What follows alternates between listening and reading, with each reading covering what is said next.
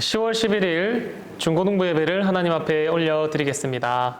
먼저 사도신경으로 우리의 신앙을 고백하겠습니다.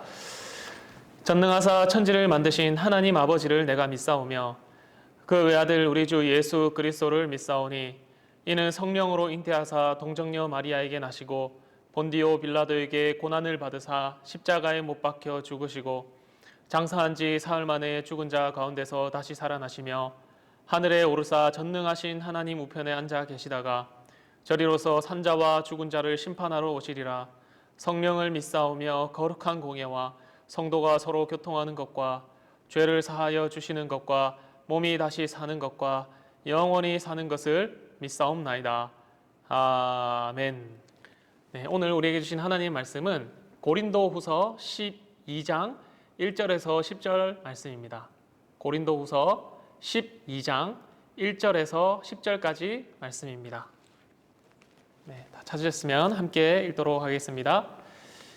무익하나마 내가 부득불 자랑하노니 주의 환상과 계시를 말하리라. 내가 그리스도 안에 있는 한 사람을 아노니 그는 14년 전에 셋째 하늘에 이끌려간 자라. 그가 몸 안에 있었는지 몸 밖에 있었는지 나는 모르거니와 하나님은 아시느니라. 내가 이런 사람을 아노니 그가 몸 안에 있었는지 몸 밖에 있었는지 나는 모르거니와 하나님은 아시느니라. 그가 낙원으로 이끌려가서 말로 표현할 수 없는 말을 들었으니 사람이 가히 이르지 못할 말이로다. 내가 이런 사람을 위하여 자랑하겠으나 나를 위하여는 약한 것들 외에 자랑하지 아니하리라. 내가 만일 자랑하고자 하여도 어리석은 자가 되지 아니할 것은 내가 참말을 함이라. 그러나 누가 나를 보는 바와 내게 듣는 바에 지나치게 생각할까 두려워하여 그만두노라. 여러 계시를 받은 것이 지극히 크므로 너무 자만하지 않게 하시려고 내 육체의 가시 곧 사탄의 사자를 주셨으니 이는 나를 쳐서 너무 자만하지 않게 하려 하심이라. 이것이 내게서 떠나가게 하기 위하여 내가 3번 주께 간구하였더니 나에게 이르시기를 내 은혜가 내게 족하도다. 이는 내 능력이 약한 데서 온전하여 짐이라 하신지라. 그러므로 도리어 크게 기뻐함으로 나의 여러 약한 것들에 대하여 자랑하리니 이는 그리스도의 능력이 내게 머물게 하려 함이라. 그러므로 내가 그리스도를 위하여 약한 것들과 능욕과 궁핍과 박해와 곤고를 기뻐하노니 이는 내가 약한 그때의 강함이라. 아멘. 네, 반갑습니다. 오늘은 내가 약한 그때의 강함이라 라는 제목으로 함께 말씀을 나누고자 합니다. 현재 코로나 블루라는 신조어가 또 생겨났습니다. 여러분, 이것은 코비드-19의 코로나 그리고 우울감을 뜻하는 블루라는 단어를 합성한 단어입니다. 이것으로 인해 우리 개인뿐만 아니라 기독교와 교회는 많은 약함을 지금 드러내고 있습니다.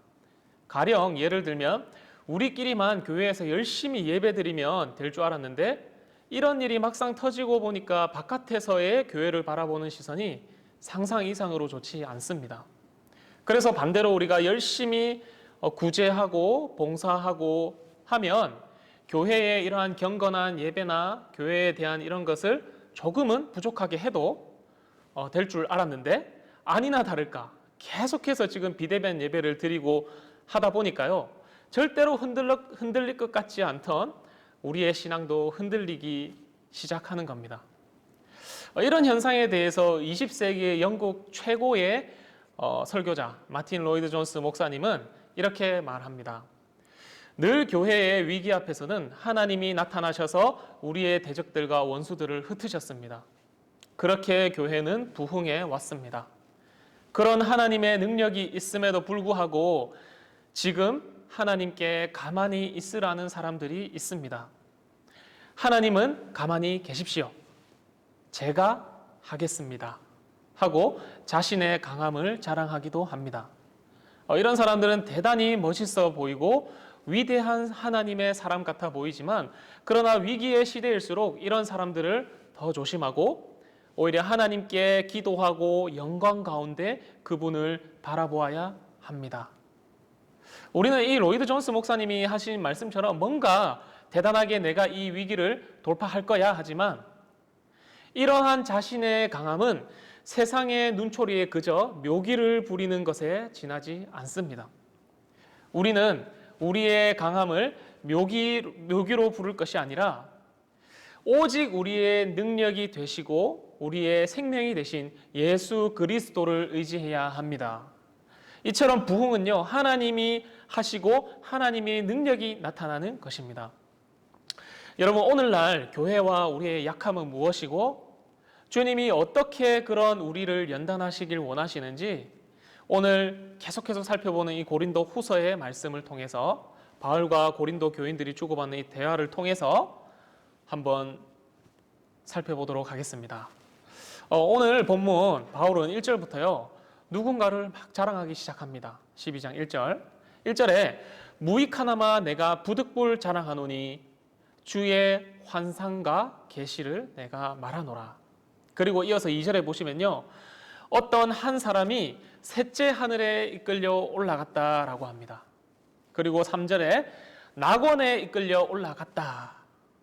이러한 표현은요, 하르파조라는 단어로 표현되는데요. 이 단어가 바로 여러분 데살로니가 전서 4장 17절에 주님이 이 땅 가운데 재림하실 때에 살아있는 그리스도인들이 하늘로 끌어올려져 올라간다라는 그 표현과 같은 뜻입니다. 하르파조, 끌어올려져 간다. 여기서 여러분 셋째 하늘이라고 바울이 표현하는 이유는요, 이 바울 시대 당시에는요, 하늘에 대한 개념이 여러 단계로 나누어져 있었어요. 이렇게 한 층, 두 층, 세 층으로 이렇게 나누어져 있다고 생각했습니다. 그 중에서도 특별히 유대인들은 이 하늘이 세 층으로 나누어져 있다. 하늘이 이렇게 세 층으로 나누어져 있다라고 생각했다고 합니다. 그래서 바울은 셋째 하늘이라는 표현을 쓴 것 같습니다. 아마도 이 표현은 하늘 위에 하늘, 즉 어떠한 공간적인 표현보다 하나님이 계신 천상계를 어떻게 표현하고자 했던 것 같습니다. 그러니까 비유지요.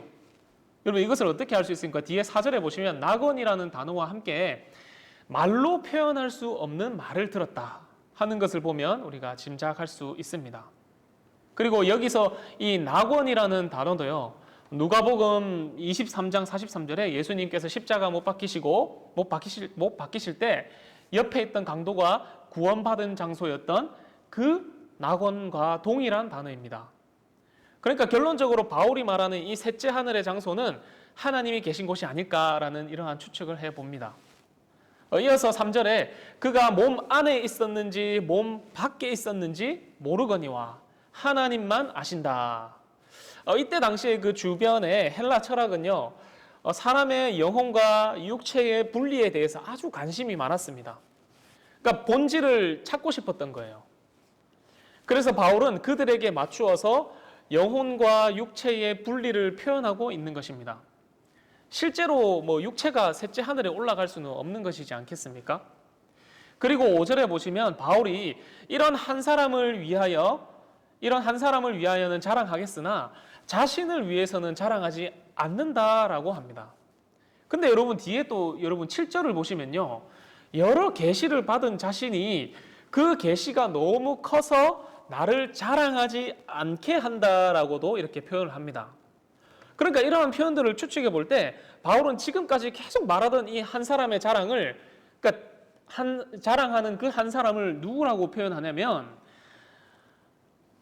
지금까지 계속 말하던 이 사람이 바로 자신을 자랑하지 않으려고 했던, 그러니까 14년 전에 자신이 겪었던 그 경험담을 어떠한 한 사람으로 비유해서 말하는 것입니다. 그럼 왜 바울이 자신을 14년 전에 겪었던 자신의 그 경험담, 바로 자신을 왜 다른 사람이라고 이렇게 돌려서 표현하는 것일까요?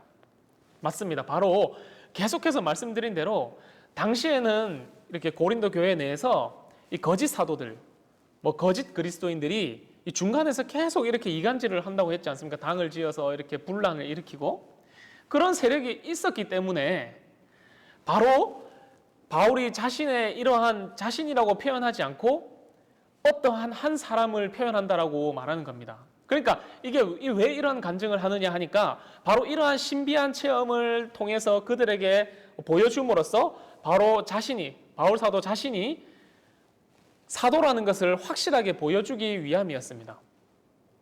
그러나 여러분 6절에 보시면요. 또 반대로 이러한 바울의 증언이 성실한 일부 교인, 고린도 교인들에게는 너무나 또 신비주의적으로 이렇게 비칠 수 있었던 겁니다.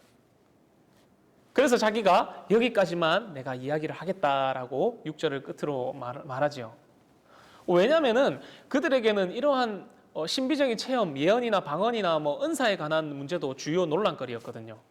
그래서 혹시나 바울이 뭐 너무 신비주의적으로 말한다든지 또는 너무 이것을 드러내지 않으면 그들이 나를 사도로 인정하지 않고 또는 이것을 너무 드러내면은 너무나 또 잘못된 교리를 가르치는 거짓 사도로 이렇게 볼 수 있었기 때문에 바울이 자신을 감추기도 하고 자신을 드러내기도 하면서 그 14년 전에 이러한 신비로운 체험을, 셋째 하늘이라는 체험을 이렇게 말하고 있는 겁니다.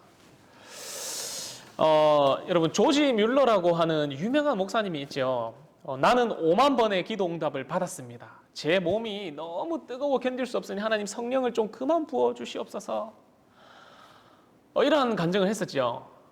바울도 이런 조지 뮬러와 같은 고백을 못한 것이 아닙니다. 다만 이러한 간증이 자신에게 교만함이 되어서 혹시나 성실한 그런 정상적인 고린도 교인들을 시험에 빠지게 하지는 않을까 걱정했기 때문입니다. 그래서 하나님께서 어떻게 하시느냐 보면요. 아니나 다를까 7절, 8절에 보면 그러한 경험들로 인해서 바울 자신을 교만해지지 않도록 하나님이 바울의 몸에 육체의 가시를 주십니다. 육체의 가시. 그래서 바울은 하나님 이 육체의 가시를 좀 떠나가게 해주십시오 라고 그렇게 3번이나 간구했다고 합니다. 그러나 하나님은 그의 기도를 끝까지 들어주시지 않았다라고 하는 것인데요. 여기서 가시라는 단어는 스콜롭스라는 표현으로 신약에 딱 여기서만 표현되는 단어예요. 스콜롭스, 가시. 이게 이제 막대기나 뾰족한 막대기 또는 낚시 바늘, 나무 가시 같은 이러한 것을 의미합니다. 그러니까 바울의 가시가 그에게 있어서는 굉장히 날카로운 어떤 해결하기 어려운 문제요. 자신을 좌절케 하는 대상이었다는 사실입니다. 여러분에게 혹시 이러한 육체의 가시가 있습니까? 이 가시는 바울 전체의 고난의 그러한 자신의 삶을 표현하는 것일 수도 있겠지만, 그런 것을 이제 비유적으로 말한 것일 수도 있겠지만, 아무래도 문맥상 보면 바울의 이러한 사역의 전체적인 문맥을 보면 아마도 그것은 정말 자신의 육체의 어떤 특정한 고통을 의미하는 것 같습니다. 그런데 이렇게 아픈 고통이 있었다면 병자를 낫게 해주시고 늘 치유를 하셨던 그 예수님의 능력 그리고 치유의 하나님이라면 왜 그런 신실한 바울의 기도는 들어주지 않았을까요? 그것은 바로 9절에서 여러분 말해줍니다. 그렇게 바울이 간구하였더니 하나님께서 하신 말씀이 있습니다. 뭐라고 합니까? 9절 우리 주님께서 이렇게 말씀하십니다. 나에게 이르시기를 내 은혜가 내게 족하도다. 왜냐하면 내 능력이 약한 데서 온전하여지기 때문이다. 아멘. 여기 도대체 무슨 말일까요? 그 이유는 바로 그리스도의 능력, 예수 그리스도의 능력이 바울에게 머물러 있게 하시기 위함이셨습니다. 그러니까 그리스도의 능력이 바울에게 머물러 있게 하시려고 가시를 주셨다라는 의미입니다. 다시 말해서 그리스도가 가장 약한 자의 모습으로 여러분 어린 양의 모습으로 십자가를 지셨고 그 그리스도의 십자가의 죽음이 비록 우리가 볼 때는 힘이 없어 보입니다. 그 약함이 오히려 그렇게 힘이 없어 보이지만 오히려 그 약함의 십자가의 죽으심으로 인해서 여러분 어떻게 되었지요? 죄를 멸하시는 강하신 모습으로 나타났기 때문입니다. 여러분 뒤에 고린도후서 13장 4절을 한번 보시면요. 이렇게 되어 있습니다. 그리스도께서 약하심으로 십자가에 못 박히셨으나 그리스도께서 약하심으로 십자가에 못 박히셨으나 하나님의 능력으로 살아계시니 우리도 그 안에서 약하나 너희에게 대하여 하나님의 능력으로 그와 함께 살리라 라고 기록하고 있습니다. 말씀처럼 예수님께서 가장 잘 보여주셨죠. 자신의 약함을 어떻게 해요? 십자가에서 보여주신 것입니다. 십자가에서. 빌라도의 신문을 받고요. 고문 받으시면서 정말 한마디 안 하시고 내 말이 옳도다 딱 한마디 하셨어요. 내가 유대인의 왕이냐 하셨을 때 그렇게 고문 받으시면서 십자가를 지고 박히시기까지 그는 아무런 다른 말이나 기도하지 않으시고요. 다만 아버지가 이 죄악된 세상을 용서해 주시기만을 기도하셨던 거예요. 그저 용서함을 놓고 기도하실 뿐이었습니다. 우리에게 살아감의 이유와 교회의 부흥도 이와 마찬가지 아닐까요? 내 강함은 좀 내려놓고요. 그가 순종하신 것처럼 우리도 그의 약함에 그냥 온전히 그저 아멘 하는 것입니다, 여러분. 조금 더 우리가 살펴보면요. 그러니까 이게 뭘 의미하는 겁니까? 빌립보서 4장 13절의 말씀에 이렇게 합니다, 바울이. 내가 약해도 이미 먼저 약하심으로 우리를 십자가로 구원하신 그 예수 그리스도 안에서 내가 모든 것을 할 수 있습니다. 바울 자신은 안 된다는 거예요. 자신이 교회를 개척하고 성도들을 깨우고 아무리 자신이 유대의 많은 학문을 배웠다 할지라도 내가 그리스도 안에서야 비로소 모든 것을 할 수 있다라고 고백하는 것이죠. 여러분, 가시 좀 있어도 가시 좀 많아도 괜찮습니다. 내가 부득불 자랑하고 하나님의 일을 하면은 바로 이러한 약한 데서 오히려 강해지는 그리스도의 능력이 있기 때문입니다. 아멘. 사랑하는 우리 중고등부 여러분, 누구에게도 말하지 못할 내 육체의 가시가 혹시 있습니까? 잘 한번 생각해 보세요. 왜 내가 이러한 가정에서, 이러한 학교에서, 이러한 공동체에서 또는 이러한 육체의 장애 때문에 이러한 고통을 받으며 살게 하십니까? 근데 그 가시가 여러분, 은혜가 된다라고 하는 사실입니다. 하나님은요, 그런 우리에게 가시를 통해서 오히려 나를 겸손하게 하셔서 그리스도의 능력이 나타나게 하십니다. 주님이 그때마다 말씀하시지요. 내 은혜가 내게 족하도다. 이는 내 능력이 약한 데서 온전하여 짐이라. 아멘. 그러니까 여러분, 부득불 여러분의 신앙이 좋고 또 믿음이 좋다고 해서 옆에 자랑할 필요 없습니다. 그거 내가 하는 것도 아니고 내가 잘나서 되는 것도 아니고 오직 하나님이 선하신 뜻으로 우리를 연합하시기 위하여 여러분들을 사용하고 계시다는 거예요. 자랑할 게 없어요. 그저 그리스도의 약하심을 내가 아멘으로 순종하는 겁니다, 여러분. 마지막 10절에 보시면요, 다시 한 번 더 나오지요. 결국 내가 그리스도를 위하여 약한 것들과 능력과 궁핍과 박해와 공고를 기뻐한다. 왜? 이는 내가 약한 그때에 강하기 때문이다. 내가 약한 그때에 강하기 때문이라. 사랑하는 중고등부 여러분, 이러한 체험 하신 적 있습니까? 약한 데서 강하여지는 이러한 체험. 여러분의 약함은 무엇입니까? 그 약함이 정말 그리스도 안에서 여러분 강함이 되고 있습니까? 그 약함을 오히려 지금은 바울처럼 기뻐하며 도리어 자랑할 수 있습니까? 만약 내가 지금 당하는 고난이 있다면 그건 역시 하나님이 내게 허락하신 가시가 될 수 있다고 하는 것을 여러분 믿으시기 바랍니다. 여러분, 믿음은요, 신앙은요, 바로 이런 내가 이해할 수 없고 반대에 부딪히는 그 순간에 진정으로 나타나게 됩니다.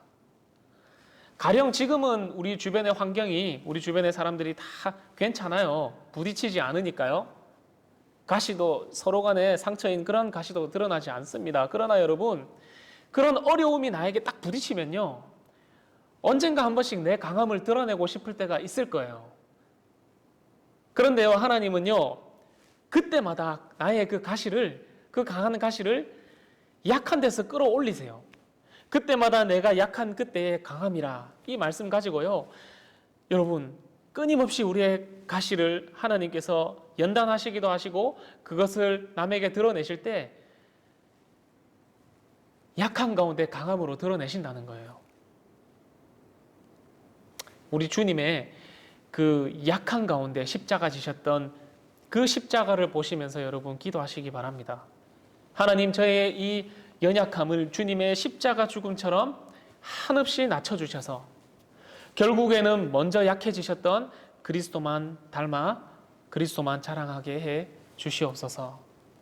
나의 육체의 가시가 바로 나의 교만을 잠재우고 주님만 찾고 의지하는 도구가 되게 하옵소서. 그래서 여러분, 그것이 육체의 가시가 뭐가 됐든지 간에, 어려운 집안의 형편이 됐든 개인의 어떠한 문제가 됐든지 간에, 그것으로 인해서 여러분 실망하지 마세요. 그것으로 인해서 실망할 것은 없습니다. 그리스도는요, 그 약함 가지고도 강함으로 바꾸어 주시는 능력이 있고요, 그 약한 데서 강함을 드러내시며 그 약함을 가지고 강하게 우리의 삶 가운데에 역사하실 것입니다. 아멘. 그래서 우리 중고등부가 주님의 그 은혜와 능력을 무한히 경험하시는 그런 주님의 깊은 통로들이 다 되셔서요, 정말 바울이 고린도 교인들을 향한 이러한 갈망스러운 뜨거운 마음, 열심히 변호한다고 자신을 좀 자랑하기도 하고요, 그리고 성도들은 또 바울을 자랑스럽게 또 여기기도 하고요. 그러한 서로 간의 그러한 관계들이 다 되셨으면 좋겠습니다. 그것이 바로 어디서 출발하느냐?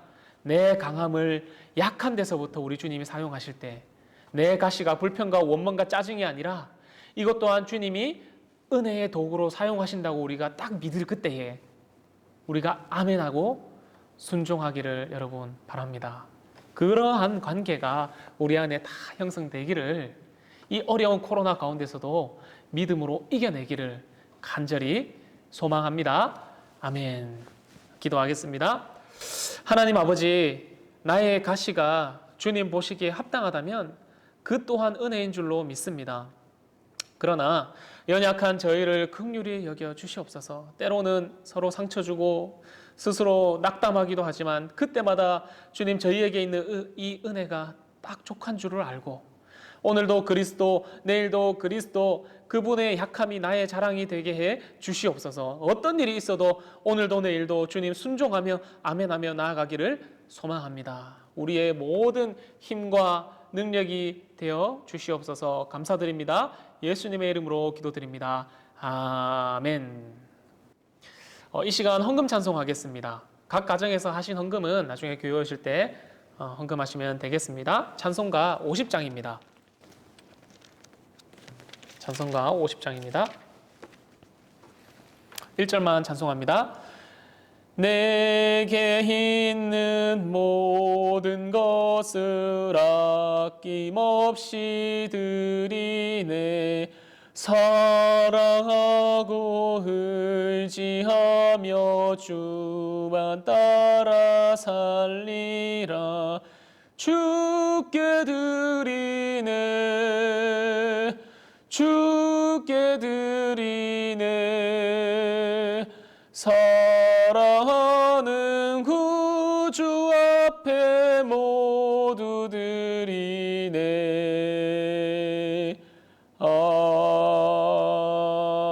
아멘. 헌금기도하고 주기도문으로 예배를 마치도록 하겠습니다. 할렐루야, 삼위 하나님을 찬양합니다.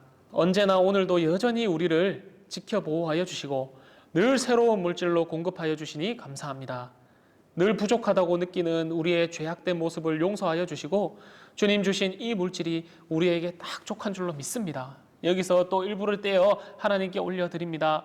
하나님, 내 것이 아니라 하나님 것이라 마음으로 믿고 아멘하여 올려드리오니 기쁘게 받아 주시옵소서. 감사합니다. 예수님의 이름으로 기도드립니다. 아멘. 하늘에 계신 우리 아버지여, 이름이 거룩히 여김을 받으시오며 나라에 임하옵시며 뜻이 하늘에서 이루어진 것 같이 땅에서도 이루어지이다. 오늘날 우리에게 일용할 양식을 주옵시고 우리가 우리에게 죄 지은 자를 사하여 준 것 같이 우리의 죄를 사하여 주옵시고 우리를 시험에 들게 하지 마옵시고 다만 악에서 구하옵소서. 대개 나라와 권세와 영광이 아버지께 영원히 있사옵나이다. 아멘.